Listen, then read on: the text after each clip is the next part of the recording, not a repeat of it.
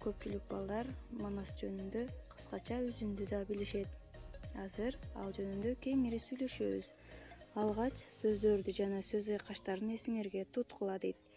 Бул сөз айкаштарын сөздүк дептерибизге жазып, жана аны жаттайбыз. 3-чү көнүгүүдө диалогду окугула дейт. Акылай менен Чыпалак баланын диалогунан. Акылай, Манас ким болгон? Манас кыргыз элинин баатыры. Ал эмне үчүн күрөшкөн? Манас элинин ынтымагы, эркиндиги үчүн күрөшкөн. Манас баатырга 40 жоросу жардам берген.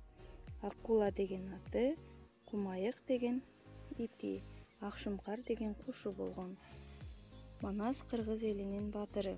Ал эр жүрөк, күчтүү жана акылдуу жол башчы болгон. Манас элинин ынтымагы, эркиндиги үчүн күрөшкөн.